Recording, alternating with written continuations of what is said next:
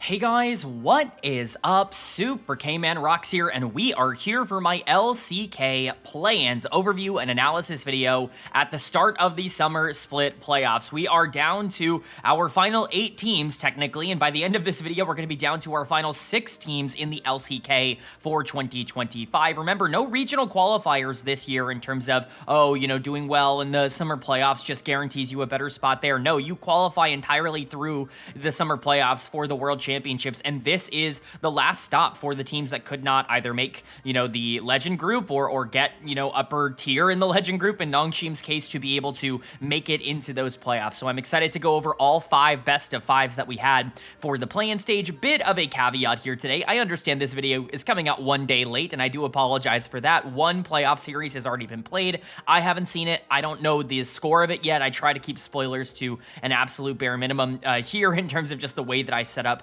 a lot of these graphics. So I will not be talking about that. I will not be talking about the first playoff series. I will exclusively be talking about the play-ins and the teams that did end up making the playoffs in particular. So hope you guys are excited for that. Let me know what you thought of the play-ins down in the comment section below. Very curious to know your thoughts and opinions down there. I do want to shout something out at the beginning of this video as well that I haven't really talked about. YouTube has just introduced a new feature called Hype. I believe it's just called Hype on these channels that are in the range that I'm in. So these like 500 to 50,000 subscriber channels, you can actually, I believe, use free points that you get from YouTube to hype up certain videos and certain channels to kind of promote them a bit more in the algorithm.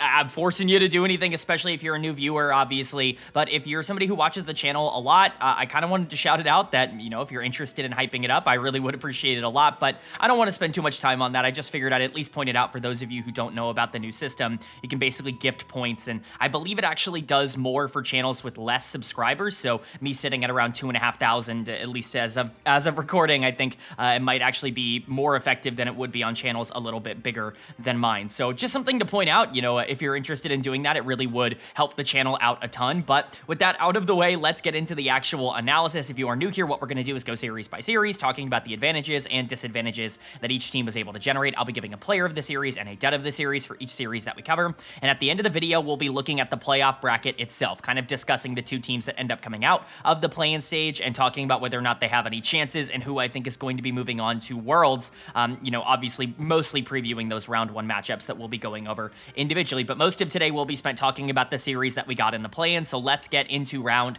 number 1. If you are not familiar, it is a double elimination bracket. 2 teams end up qualifying, 4 teams are in the play-in. So that means if you win this first round, if you are, moving on to the upper bracket finals, you kind of gain that extra chance to only have to win 1 series after that first round. You have to win 2 no matter what, but if you can guarantee this win in round 1, it does become easier. Our first matchup was one I was very interested in seeing because it's the only Legend group team that's actually in here versus the lowest ranked Rise group team. It was Nongshim RedForce, the number 5 seed, taking on the number 8 seeded OK BRION.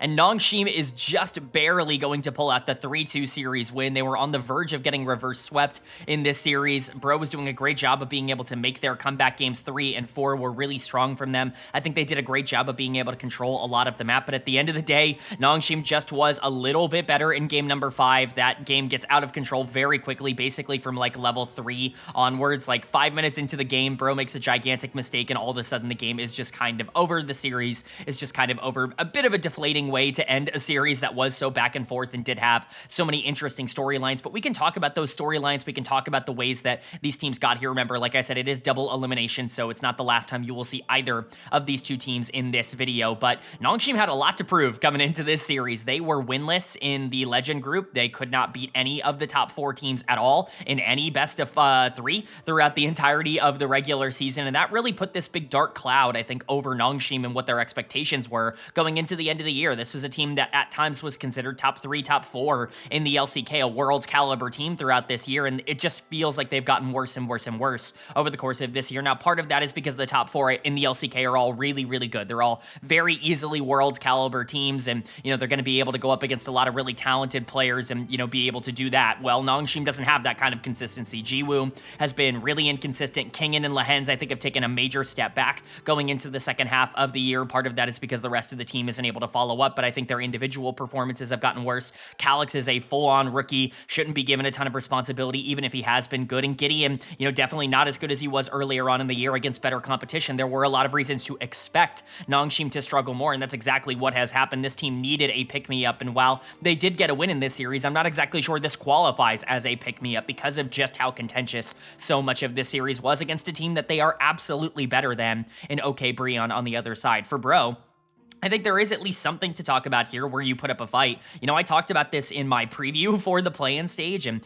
we'll talk more about my expectations because I think I actually nailed a lot of the predictions here for the LCK, as I typically do for this region in particular. But, Bro, if this was any other team, if this was literally any other, if it was BFX or, DK with the way that Nongshim played here, I think it would be pretty easy to predict that they would have won this series. Nongshim is just not in good form right now, but Bro just doesn't really have the talent to be able to make the most of their setups. They even almost got through into that upper bracket final. The Game 3 and Game 4 wins were really solid from them. They just made too many mistakes, and especially at the beginning of Game 5 really threw away their chances. So we'll get into it here. Player of the series for me is going to go to Lehens in the support position. Pretty much has to go to him. I think he was the creator throughout a majority of this series. Did pull out the Elise and did lose on it once again. Just something worth noting. They also play Victor Blitzcrank bot lane in game number 4. Boy, does that not really work out, but on the games that actually were relatively normal from Nongshim, they were just kind of better in terms of where their execution was at. I think Lehens was excellent on the Nico in game number 1. I think that was probably his best game of the series, but, most people are going to be giving it to him for that Taric game in game number 5.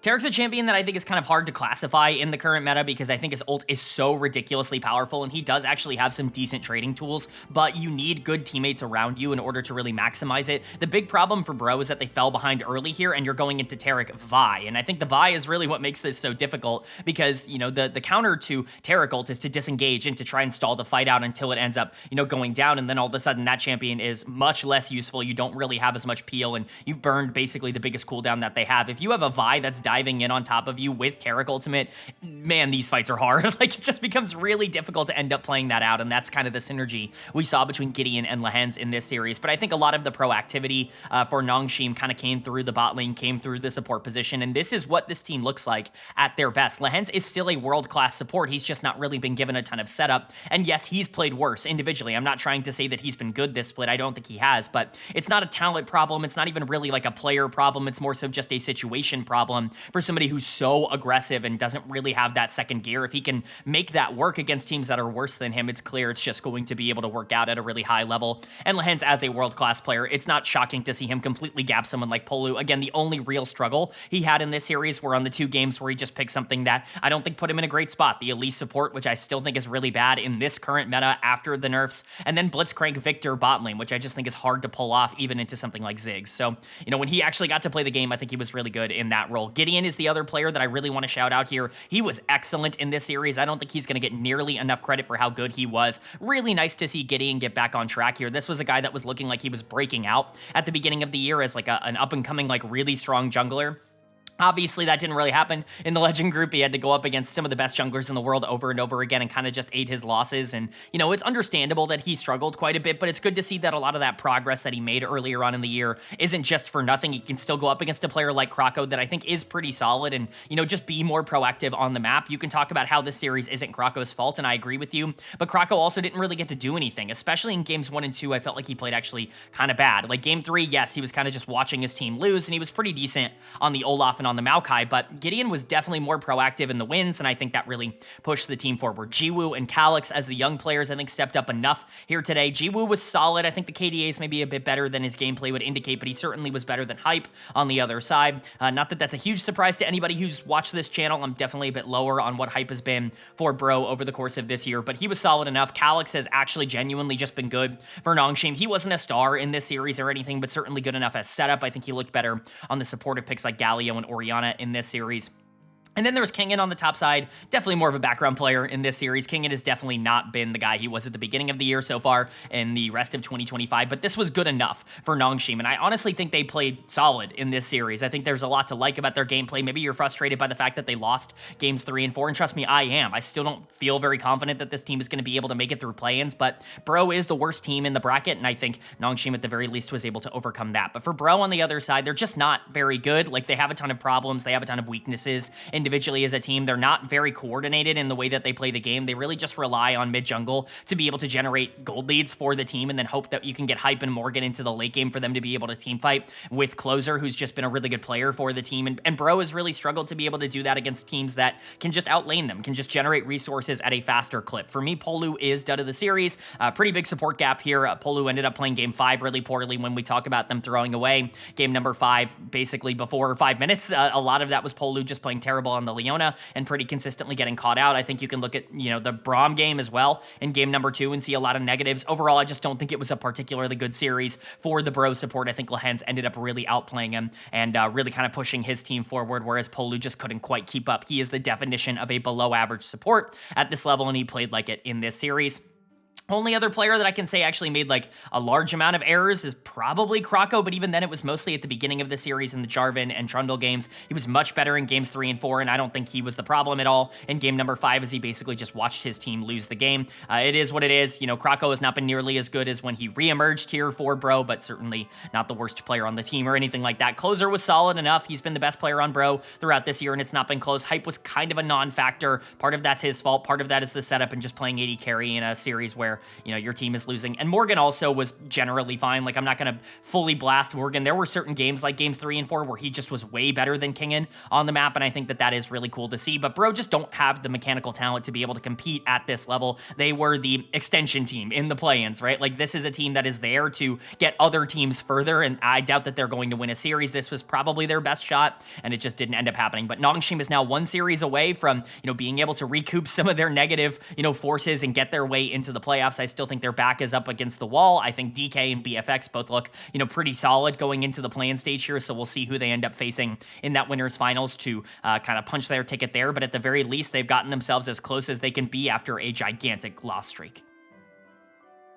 But then moving on to our second of the upper bracket round 1 series here, and this one was one I was really excited to see because I think this might be a matchup between the 2 best teams in the play-in stage. It was the number 6 seeded Dplus KIA versus the number 7 seeded BNK FearX, and BFX is going to pick up the 3-2 series win. A lot of people were surprised by this outcome or frustrated with DK for losing this, but anybody who has been watching the channel expected this. I went into the playoffs or the play-ins saying that BFX was the best team in the play-in stage. I was very vocal about that. In fact, I was kind of really hoping that a result like this would occur so that I could sit here and really gas this team up, because I've been really looking forward to them actually getting a chance to go up against other teams and prove they're genuinely very good. Diablo and Kellen are arguably a top 4 bot lane in the LCK right now. I think that that is a pretty reasonable thing to talk about. Kellen has been spectacular as a support, and Diablo is getting all the credit he deserves right now. Raptor has been very good in the jungle, and I just don't think he gets enough credit. Clear is inconsistent, but the good is really good from him.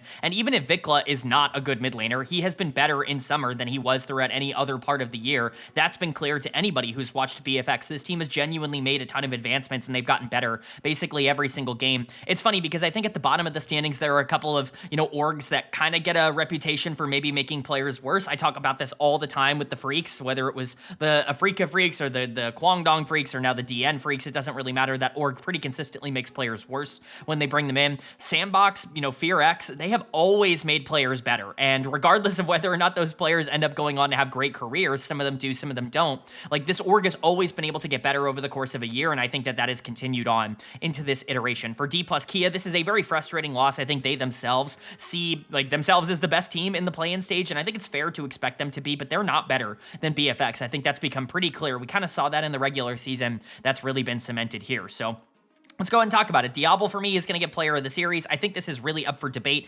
Diablo was excellent here. Kellen was unbelievably good in this series. I don't think he's getting enough credit for just how good he's been. Clear mega gap Chiwu on the top side. There was a very big diff there. Raptor I thought was really good. Really, this can go to anyone that isn't Vikla, and that's not because Vikla was terrible, just that he was much more of a background player in this series. But Diablo to me is just so front and center in terms of how this team plays the game, and I think he is starting to get a lot of the credit he deserves. Not that he ever was missing that credit. Everybody's been talking about Diablo as like the breakthrough star, and even I have been pushing back on some of that narrative, not because I think Diablo's bad, but rather because, you know, I hope Diablo can function this well on a team that actually does have talent around him, where he's not just the main character every single game, because right now he's getting literally every bit of resource that BFX has to offer, but at least in that role, he is very successful. That is a huge positive for the team, but watching him play Ezreal, watching him play Lucian, watching him play, you know, Kai'Sa, like these more aggressive champions that do want to try and fight and skirmish and play towards the mid game, or at least dive, in Kai'Sa's case with the Morgana and with the Pantheon, things like that. Like, Diablo's just so good in that role, and I think he is the player that is really pushing BFX forward. Again, not the only one,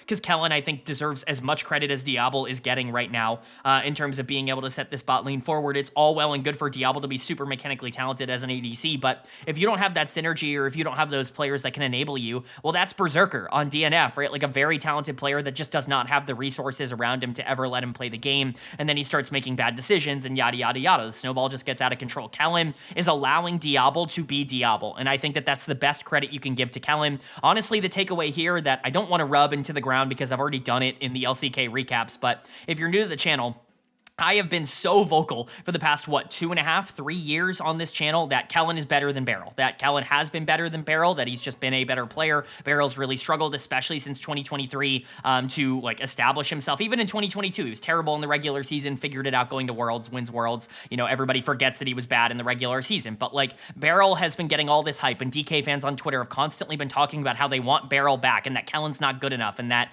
you know, Beryl will fix all their problems. The shot calling is going to save everything. Well, here you go. Kellen is better than Beryl. I think at this point, there is no argument, genuinely. Like, I think anybody who continuously puts Beryl over Kellen, I think at this point is just not watching the games. Kellen is an awesome support, arguably top 4 in the LCK, and I think DK were always wrong to try to bench him, whether it was for Bible a couple of years ago, whether it was for Moham last year, that they ended up turning into the worst macro team at Worlds for, you know, now with Beryl, like they're one of the worst macro teams in the LCK. Like, it is what it is, right? Kellen was not the problem. He never was the problem. He was always a scapegoat, and he's proving that now on BFX, where him and Diablo are popping off. Raptor was huge, especially on the carries in this series. I think specifically you're looking at the Pantheon and the Neferi games as being just utterly dominant from him. Raptor does not get nearly enough credit for how good he's been. Everybody made fun of him because he's not Willer, and everybody really liked Willer. I like Willer, but Raptor has turned into Willer. Like, they're the same player now. Anything you could have ever wanted out of Willer, you're getting out of Raptor. Clear, like, if you want to give Clear player of the series, you could definitely argue he was the most consistent player at generating resources for himself. Massive top gap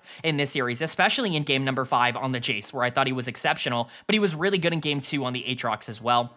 And then Vikla was there, and that's the best thing you can say about Vikla, is that he wasn't holding the team back. BFX is a genuine threat. I think they're the best team in the play-in stage, and I think they kind of proved that here. For Dplus KIA on the other side, this is obviously a pretty frustrating loss for them. They didn't really want to go down to the lower bracket, but if you're going to lose to a team, I think BFX might be the team to lose to. Certainly makes things a bit more contentious. It means you might have to beat Nongshim, you know, depending on how things go, or BFX again in the lower part of the bracket. If Nongshim actually is really good, that's terrible. Like, that's a really bad place to be, and you kind of put yourself in that position, but you shouldn't really be surprised if you watch this team. They have their own struggles and problems. Their macro is terrible. They make bad decisions. They're over-aggressive. Their drafting in this series was bad. Look at this Game 5 draft. How are you ever supposed to win this game with Camille, Zed, Mel, like Bard? Like, where exactly are you supposed to generate resources in the mid game? It's just really difficult to play this out. Shiwu, for me, is going to get done of the series. I think he was the one that was the most exposed by Clear and by his lane opponent, although I think it's up for debate. I think Beryl ended up playing bad. I think Lucid ended up playing really bad as well, but Shiwu, to me, was probably the weakest.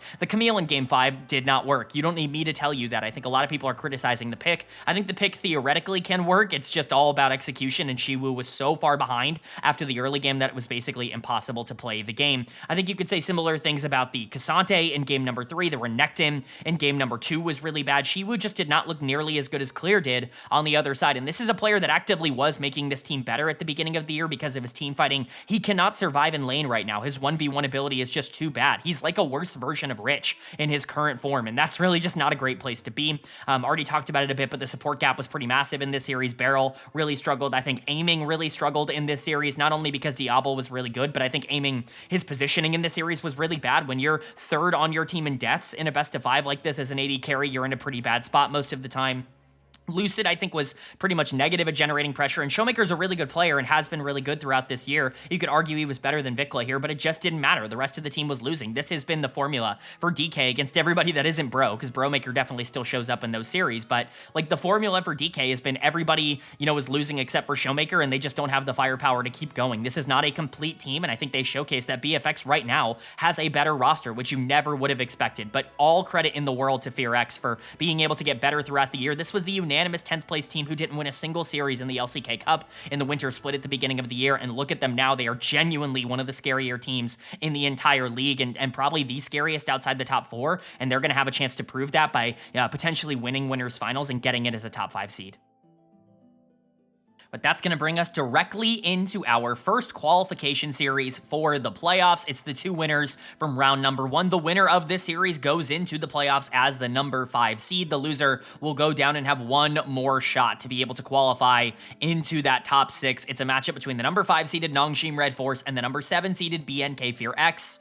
And BFX is going to pick up the 3-1 series win. They don't even need all 5 games in order to take down the Legend Group team, and they are moving on to the playoffs. They are the best team in play-ins, and again, I don't mean to make this like a victory lap or anything, but I have to at least take some credit for, you know, feeling like BFX was the best team. I've been saying this for 3 weeks now. It wasn't even just like, oh, the final week, you know, I kind of, you know, really grew on BFX or whatever, and it, you know, figured it out. You know, I've been saying basically the entirety of summer that BFX is the best team in the Rise group, and here you go, man. Like, they're the number 5 seed going into the playoffs. Basically, everybody on this team is doing exactly what they need to do right now. I've been a bit higher on them in the second half of the year, ironic considering how much lower I was on them at the beginning of the year. You know, if you want to go back to my preseason analysis, technically this is my worst take because I had them at 10th in my preseason power rankings, but unfortunately for Nongshim, they are not going to be able to live up to that Legend Group status. They are at the very least going to need to win one more in order to get into the playoffs, and it's not going to be easy. They have to play the winner of DK and Bro. You know, if Bro ends up pulling off the upset, then they have the miracle status on their side, and they already went to 5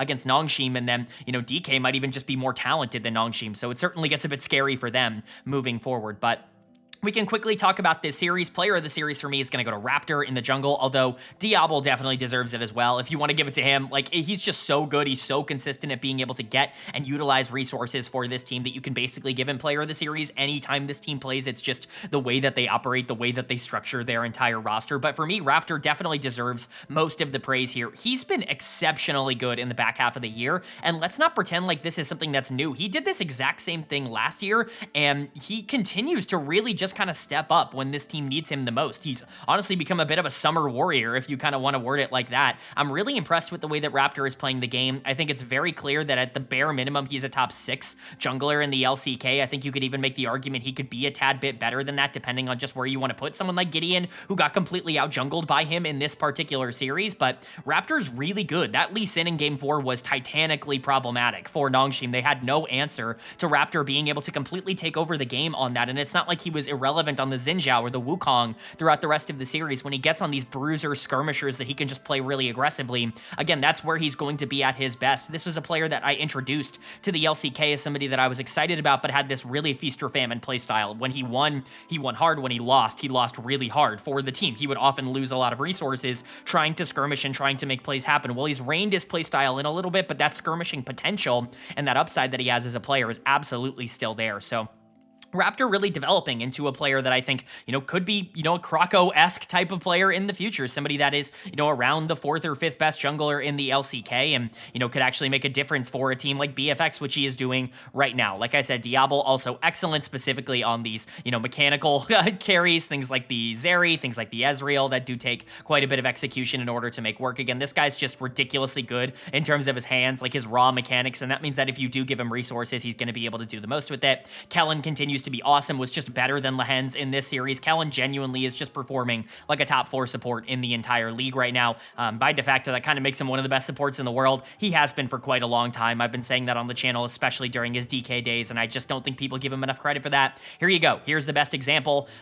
Clear was solid, but Kingen was excellent on the other side, which we will get into. He was an absolute raid boss in the back end of this series. Vikla, once again, on facilitators, enablers. The one game they ended up losing was when Vikla was on Aurora and couldn't really generate any tempo, but when he's on Talia and Twisted Fate and Annie and these champions that don't need resources, that are just going to play with the rest of the team, move around the map, that's where this team is at their best, and I think they themselves have figured that out. BFX have a very clear playstyle, but they have the talent to be able to execute on that playstyle. I'm not calling them playoff threats or, potential upset candidates, but I certainly think they're a lot more dangerous than people are giving them credit for. Top 4 feels very, very locked right now, but BFX might be the number 5 team in the LCK. And then for Nongshim on the other side, this is a pretty unfortunate loss. This is not a team that really should be struggling with BFX, and you should just look back to the previous split to kind of determine that. When you looked at where these two teams were going into summer, Nongshim was infinitely better than BFX for basically all of this year, but their confidence has clearly just been absolutely destroyed from their time in the Legend group. And even with a couple of nice performances from players in this series, they don't have the firepower to keep up. They were not the same kind of team in terms of problem solving and having a clear identity that BFX was, and that was the real problem in this series. Kingen was excellent on the top side, genuinely tried to 1v9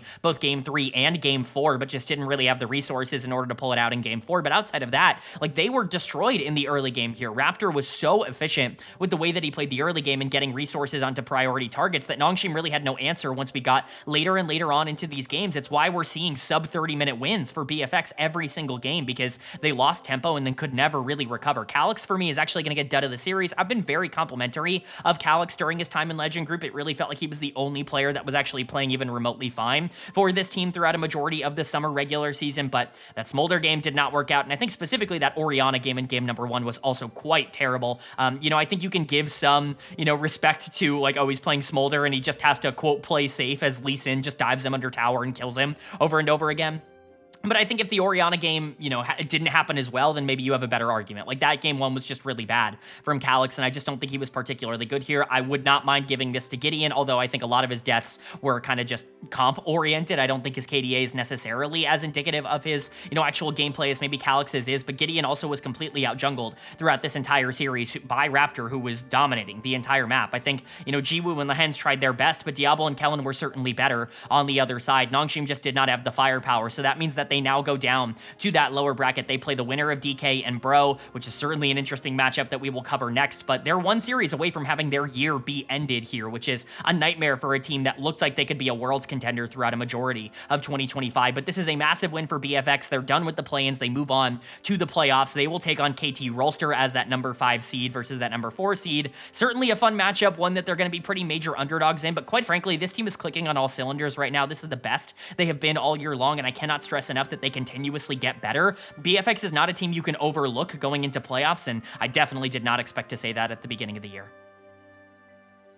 But then moving on to our first elimination series of the play-in stage, and this is a really big one. If you lose this, you are not only done for, obviously, the playoffs, but because there's no regional qualifier, you're done for the year. It does not matter if you are a team like DK that's been good in the beginning half. You have to win in this series. So, it was a matchup between the number 6 seeded Dplus KIA versus the number 8 seeded OK BRION. And Dplus KIA is going to avoid disaster against their arch rivals in Bro and pick up the 3-1 series win. They're going to be moving on to take on Nongshim for that final spot in the playoffs, and it would have been a nightmare if they lost this, but it also would have been pretty poetic if DK ended up going out in 2025 by losing to Bro. Just would have really tied everything together, I think, for how they've played a lot of their Rise group games, but this really felt like a Rise group series. As much as we can look at DK being better, and they definitely were in this series, Bro really never had a foothold, especially after game number 2. This was chaotic. This was a mess. This was not a clean series, and DK just doesn't really play clean games because this team's macro is terrible. They've been working to try and fix it for years, and really at the end of the day, Kellen was the only one who ever had any success actually trying to fix this macro. Beryl has come in and not been able to fix it. Moham, obviously, last year turned them into one of the weaker macro teams in the entire world.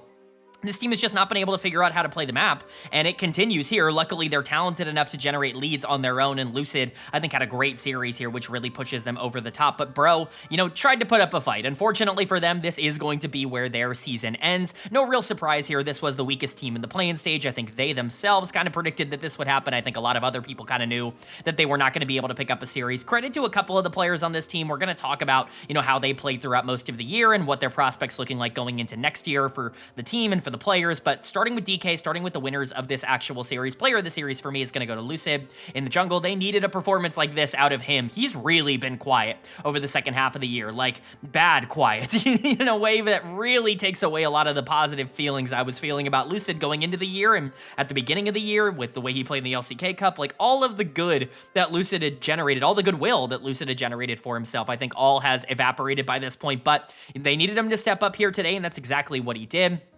I think you're looking at the aggressive games down the stretch of this series. The Zed and the Pantheon, I think in particular, ended up being really valuable for the team. But the Wukong was also very good in game number one. I just think once he got on those carries, I could actively, you know, really do things with gold and with resources. All of a sudden, you started to see those kills pile in for Lucid, and everything started to work out. So credit for him. He's got to continue to step up. He is so important towards DK's success. As much as I love what Showmaker is doing, he can't do it all on his own. He needs his jungler to be able to play alongside him and to play at the same level that he's playing at. That's not really been the case so far this split. Good to see it happen in a big moment. Showmaker was all right. You know, I don't think he was the main character here. Aiming and Barrel were definitely better. I think part of that is going up against Hype and Polu, who aren't exactly the most difficult of competition in the world, but certainly you do want to give some credit to Aiming and Barrel for actually stepping up and playing well. Aiming likely the second best player on the Rift in this series. Maybe the third if you want to count Closer just being really good for Bro, but I think at that point you're probably stretching a little bit too far to give credit where credit is maybe not quite as earned. But Aiming and Barrel definitely better than they were earlier against BFX. They were outclassed by Diablo and Kellen. They outclassed Hype and Polu. No real surprise on the tier list there.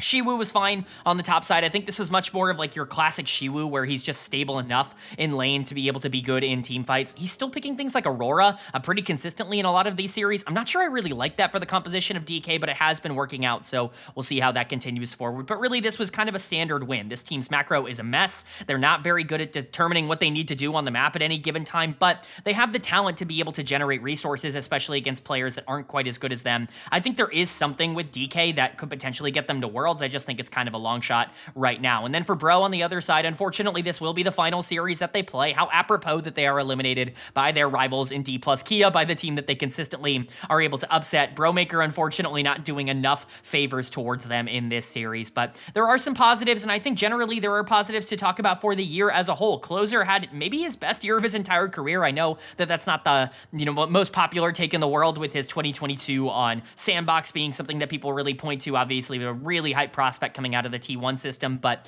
I've always been so much lower on Closer and what he is as a player. I think this was the first time since I've been covering the LCK that I genuinely felt like Closer was actually like a borderline top 5 mid laner in the LCK. Like the only time that he's ever really been in that conversation for me was this year on Bro. He had so much responsibility, and I think he lived up to it for the most part. I genuinely just think he was solid for the team. Not a star, but good enough. And again, if he's going to continue to play like this, I'm going to be a lot more positive towards Closer in the years to come. I think he more than earned a spot back in the LCK for next year. The only other player that I think has kind of earned a spot next year is my dud of the series here in Hype. You know, as much as I want to sit here and criticize Hype, because I really do think he played terrible in the back end of this series, like the Misfortune, the Sivir, specifically that Sivir game in game number 4, he just was constantly making bad decisions, positioning quite poorly. It's not really indicative of his KDA because he was big on the Corki and the Jhin at the beginning of the series, but, you know, he's dud of the series. But I think for the most part, he has earned a spot in the LCK, whether that's going to be on KT next year because he is loaned over here to Bro. Like, he's not signed by Bro, he was loaned by KT, so whether or not he's the KT roster starting AD carry next year or just on another, like, bottom tier LCK team, you know, Hype, I think, has earned a spot to at least see more of what he is. He's super inconsistent as a player. His positioning is quite bad, and he has a lot of things to clean up, especially in the early game, but there is definitely promise there. This guy's mechanics are really good, so if you can start to unlock a bit more of the promise with Hype, then I think things get a lot more interesting. Polu is just whatever. Like, he's a below average support. I don't think he was very good in the play-in stage, but also he didn't really play against expectation. He wasn't completely running games. He was just more not good rather than like terrible. And I think that that's kind of an awkward place to be when you're a player in the LCK, when you're not bad enough or it's obvious you need to be replaced, but you're not really good enough to actually add wins to your team. It's just kind of unfortunate. And then some veterans on the top side here with Krako and Morgan. If you wanted to bring Krako back, I would kind of understand that. He definitely got worse as the split progressed. He was awesome when he first got reinserted as the starting jungler here for Bro midway through spring, and then he was great at the start of summer, and then everything kind of fell off for him, and he's been kind of bad over the past month or so. If that's going to be the case going into next year, then yeah, I understand looking in a new direction. I still like Krako. I think he's really aggressive as a jungler. I think with better talent around him, things could work out, but it just didn't work here. And unfortunately for Lord Morgan, the franchise player here for Bro, I think he really showed signs of regression throughout a lot of this year. I just don't think he was nearly as good as he's been in previous years. You can look at multiple performances the last couple of years and see him 1v9ing. That very rarely happened this split. There were a lot of negative plays that ended up being created, a lot of bad games from Morgan. Overall, he's just not quite as punishing in the top side. I would probably look in a different direction going into 2026, but again, he's kind of the franchise player for Bro, so who really knows? This org has consistently put out pretty bad rosters over their entire tenure. I'm not optimistic that they're going to be able to rebound and figure things out next year, but 8th place is just about where Bro almost always finishes. No real surprise here. And for DK, they have one more series to talk about here against Nongshim, the winner of that going to the playoffs. This team, bare minimum, wants to make top 6 and go to the playoffs. They had Worlds aspirations. They were the #1 seed going into the playoffs in winter at the beginning of the year. For them to miss out on playoffs would be a nightmare. We'll see if they can live up to their own expectations. They've got one more shot to do it, but at least they gave themselves that. But that's going to bring us to our 5th and final series of the video here in our final qualification series in the play-in stage. It's a matchup between the #5 seeded Nongshim RedForce and the #6 seeded Dplus KIA.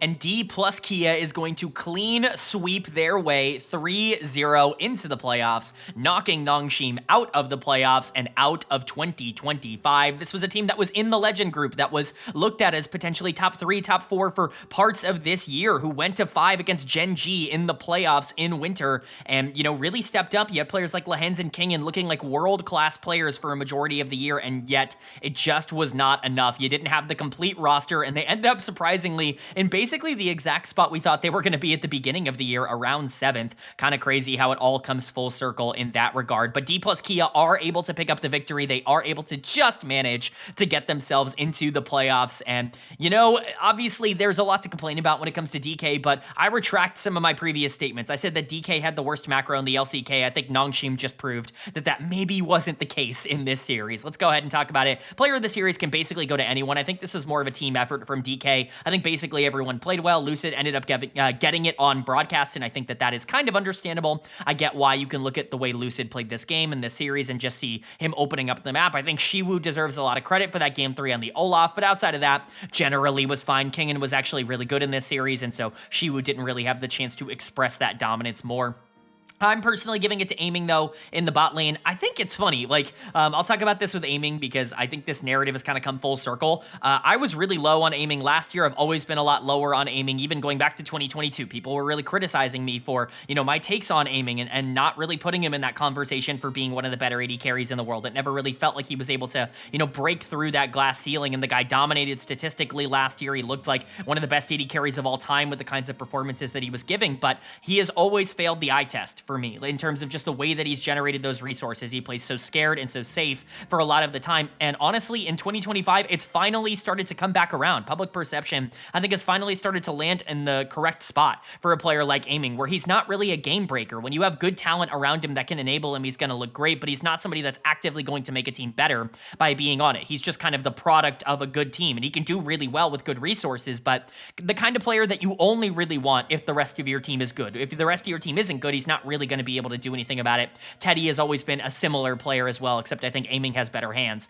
than someone like Teddy. But because of that narrative coming back around on him, I think we've kind of gotten to a point where aiming is exactly what we think he is. He's really not that bad of a player. He's totally fine, approximately a top 4, top 5 AD carry in the LCK. Not something that's ridiculously dominant, not somebody that's going to elevate, but he can win you games, and he was definitely better than someone like Jiwoo in this series. And the reason he's getting player of the series for me is not because I think he was the most dominant. I think he was hyper consistent, and quite frankly, I think the bot gap was just so large that I wanted to give credit to the bot lane, who I think were excellent in this series. If you wanted to give that to Barrel instead, I think that that's fair. I'm giving it to aiming because I thought he was more consistent. consistent than Beryl in terms of these games, but when you 3-0, it's everybody on the team, and aiming was excellent. Beryl was really excellent, certainly better than Lehens, who just did not have a very good series. On the other side of this is the Lehens we saw in the regular season one that, yes, like the team is bad around him, and there's a lot of negativity around kind of the way things are set up, but still, his individual play is not living up to who you would think Lehens would play like. Beryl definitely outclassed him here. Showmaker certainly being better than Calyx, who did generate resources, was okay for his side, but certainly was worse than his KDA would indicate here.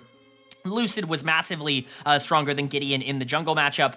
He ends up getting the broadcast player of the series. I do understand that. I gave it to aiming because of the bot lane gap, but Lucid might have been the biggest, most consistent player on the team in this series. And Shiwu was also really good. I think his KDA is maybe too indicative of that. Like, maybe it's not quite as good because that Olaf game ended up salvaging quite a bit of that KDA. But DK in general, you don't 3-0 Nongshim by just being okay. Like, they were better here. Part of that was Nongshim being terrible in terms of how they played the map and their macro. But part of that was DK consistently being able to generate leads in these games, and that's what you can be excited about here for them. And then for Nongshim on the other side, this is a shitty way, a really terrible way for you to end your year. Like, everything that you had built for just comes crumbling down because of this format completely taking away any bit of momentum that you had going into the summer split. Truly terrible stuff. Nongshim got beaten over and over and over again and then could not make playoffs because of it. I'm not blaming it entirely on that. I think it's reasonable to expect this team to be around 7th in terms of the skill level that they have, but it certainly didn't help. They were not looking like a 7th place team for a majority of the year, and yet here they sit. Dud of the series for me is going to go to Jiwoo in the bot lane.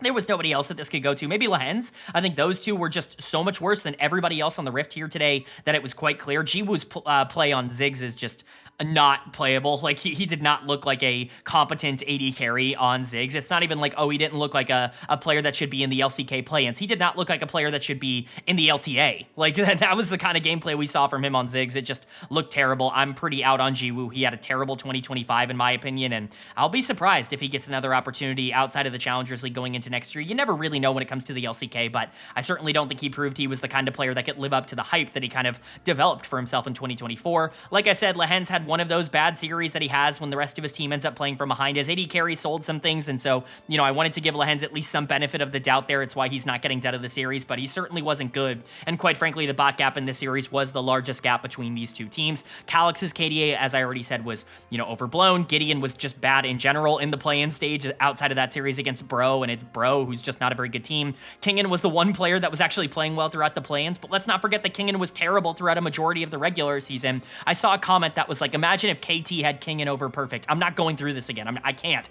A long-time channel viewers, I cannot do this again. Nobody watched KT versus Nongshim. I must be the only one that watched Perfect mega gap Kingen in that series. Like, it's the only thing that could be realistic, but at the end of the day, Nongshim just couldn't live up to their own hype. They got blasted in terms of the regular season. They had no momentum, no confidence going into the play-in stage, and this is the result, is them being eliminated in 7th place for the year. Really disappointing finish for a team that started off so strong and looked so competent for a majority of the year, but it just is the way that it is with the way that this format goes. Congratulations to Dplus KIA. They end up surviving disaster and getting themselves into the playoffs. Do I think they're going to do a ton there? Probably not. It's really difficult to look at this team and see a lot of upside in the way that they're currently playing. They do not look like they're anywhere close to being a Worlds team right now, but crazier things have happened, and this DK team very rarely ever misses the World Championship. So, it certainly is on the table, certainly is still possible. At the very least, they've given themselves the chance to continue to level up and eventually get there.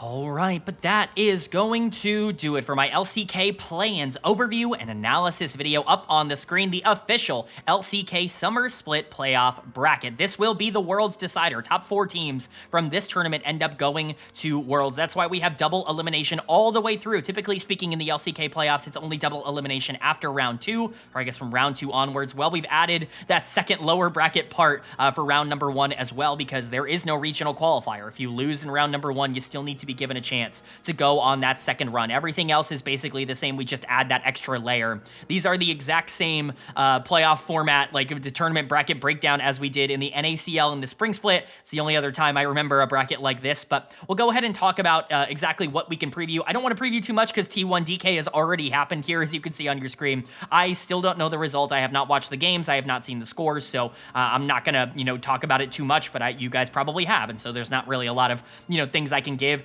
Small spoiler, I assume T1 wins. Like, I don't know, like, if DK wins, that's shocking, but this is a team that I think is probably the weakest in the playoffs right now, and T1 is the second best team in the world, so I would imagine they don't have too much trouble. My prediction would be T1 3-0. I think they should be able to handle this really without any problems. And then the other series that I actually can preview, KT Rolster, the number 4 seed, taking on BNK FearX, the number 5 seed. I'm excited to see this, but I do think there is a very big gap between top 4 and everybody else right now. As much as I do like BFX in the form that they're in, I just don't think they have the talent to go up against KT. Maybe bot lane pops off. There's a real, chance that Diablo and Kellen are just better than Dekdom and Peter are on the other side, but KT is certainly better in a lot of key areas. BDD into Vikla just feels like such a nightmare matchup for BFX. I would imagine it's KT 3-1. I'm going to give BFX a game buffer here, but I think KT will pretty easily move on to that next round. As for predictions on who I think will qualify for Worlds, you guys already know. I think it's Gen G, HLE, T1, and KT. Not in that order. Gen G and T1 are the best teams in the league. I imagine they will get their rematch in the finals. HLE will hopefully start to figure things out. They've pretty consistently and clearly been able to beat everybody that's not Gen G and T1, but you never really know, and as long as KT doesn't randomly make a roster swap like putting Casting or Way back in, they should pretty easily be the 4th best team in the LCK. Maybe there can be an upset, but those are my predictions. Let me know if you agree or disagree with them down in the comment section below. Always curious to know what your thoughts and opinions are down there, but that's gonna do it. I do hope you guys enjoy. If you did, leave a like. It really means a lot to me. Lets me know you guys are enjoying the content, and it does help get this video out to a lot more people, which I'm always very appreciative of. If you're new here, hit the subscribe button. Of course, we're gonna be covering every single series in the LCK playoffs, hopefully on time for the next videos, but we will be getting those out as they come along. So we'll be doing the first couple of rounds all together and then kind of going from there and then eventually going game by game. We cover all 3 of the other major regions as well. So LTA North, LEC, and LPL every single week and every single round on this channel. So stick around for that. NACL as well, tier 2 over in North America is kind of closing down on their playoffs. We'll be covering the promotion tournament on this channel. So plenty to discuss, and Worlds is right around the corner as well. Hit subscribe and hit that bell so you can be notified when those videos do go live. I'm still casting for LPL English. In fact, I will be live not tonight, but tomorrow night as of filming this video and uploading this video for another playoff series. I will be on a few more as well after this series, so definitely go subscribe or follow LPL English. Links, of course, are down in the description below. YouTube, Twitch, whatever you prefer, whatever platform you like watching stuff on, go ahead and subscribe or follow, and it really would help a lot. It would be awesome to see you around. Say hi in the chat if you are there, but with all that being said, I hope you all are having a great day. Hope you continue to have a great day, and I will see you all